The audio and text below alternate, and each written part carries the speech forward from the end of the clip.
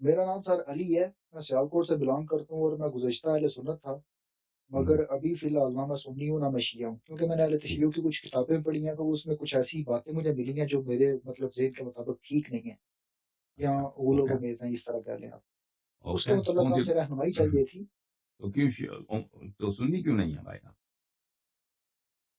سنی میں سر آپ کو بتاؤں، میں اپنا بیک گراؤنڈ تھوڑا بتا دوں تاکہ آپ مجھ سے ہوں، ذرا واقف ہو جائیں۔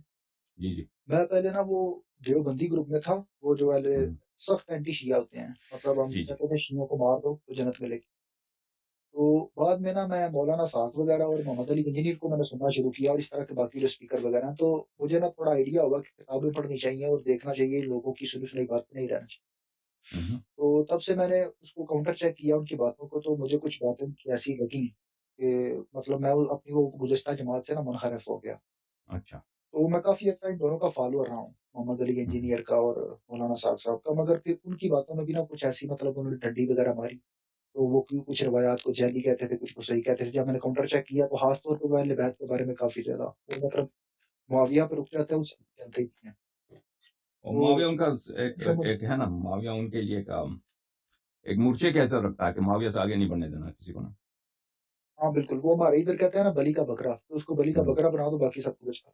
تو میں نے ہاں، جب ان کو کاؤنٹر چیک کیا نا، تو وہ میرے مطلب عقل سمجھ میں وہ بات نہیں آئی، تو پھر میں صحیح، نے چاہا، کیونکہ میں ذاتی طور پہ نا ائمہ اہل بیت کو ان کی بہت عزت کرتا ہوں، میں اس صحیح، طرح تو نہیں جس طرح آپ کے مذہب میں ہے، مگر ہوں، یہ ہے کہ کیونکہ رسول خدا کے اہل بیت ہیں وہ، تو ہوں، ان کا علم جو ہے وہ سنی بھی مانتے ہیں، شیعہ بھی مانتے ہیں، اور فخر رازی نے ان کو مطلب اپنی کتاب کے اندر وہ کوثر کا مصداق کہا ہے۔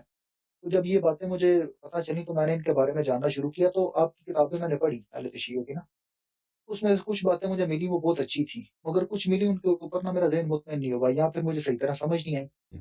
اچھا مجھے بتائیں کہ توحید آپ کے مذہب میں اصول دین میں ہے یا فروع دین میں ہے؟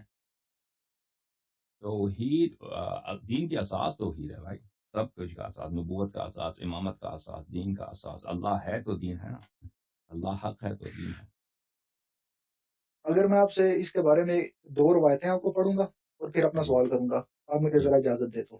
جی جناب، سب سے پہلی جو روایت ہے وہ سورہ کافی میں ہے، اور یہ مطلب کتاب الروضہ ہے، رسول کافی ہوں، کی جلد نمبر 8 ہے، اور اس کا صفحہ ہے 242۔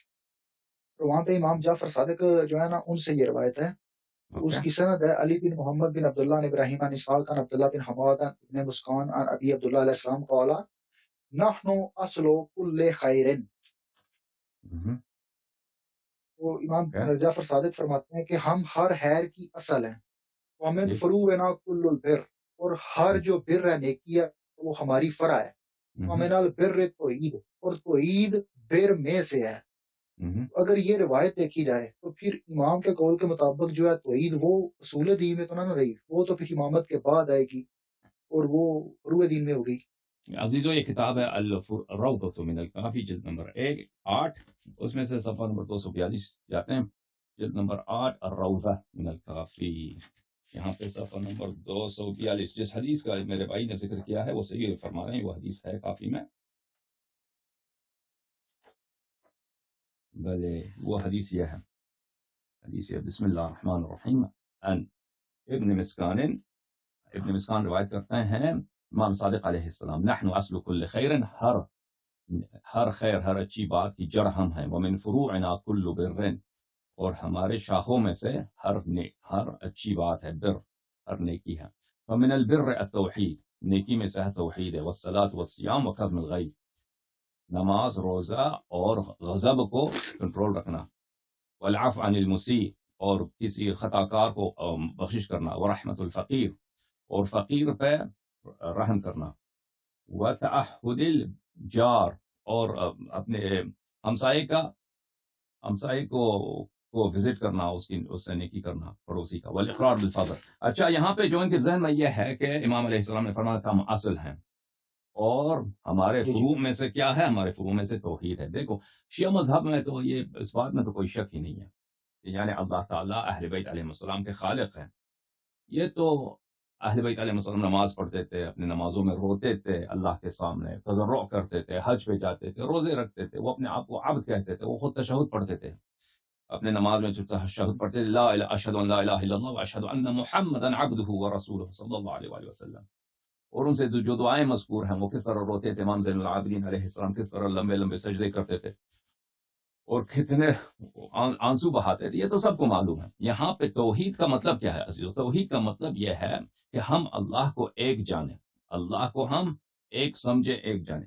تو یہ ہم عوام کے ذہن میں، عوام اللہ کو ایک جانیں، یہ ہو ہی نہیں سکتا، ممکن ہی نہیں تھا اگر اللہ تعالی خلق کی ہدایت نہ کرتا رسول پاک صلی اللہ علیہ وآلہ وسلم کے واسطے اور اہل بیت علیہ السلام کے واسطے.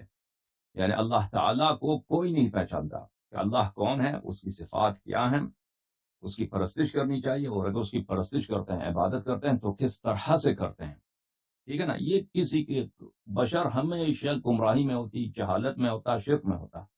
اگر اللہ تعالیٰ اپنے حبیب صلی اللہ علیہ وآلہ وسلم اور ان کے اہل بیت طاہرین علیہ السلام کو مبعوث نہ فرماتا، اللہ نے اپنے نبی صلی اللہ علیہ وآلہ وسلم کو ہادی بنا کر بھیجا.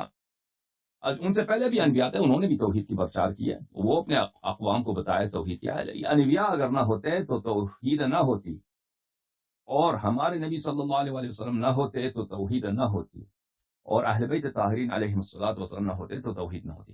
تو توحید امامت کی شاخ ہے. وہ کس لحاظ سے؟ امام علیہ السلام وہ اس لحاظ سے نہ کہ حقیقت میں اللہ خالق ہے، اللہ نے پوری جہان کو خلق کیا ہے، اس میں سے ایک ہے رسول اللہ صلی اللہ علیہ وآلہ وسلم اور ملائکہ اور حجج اور ائمہ طاہرین علیہ السلام.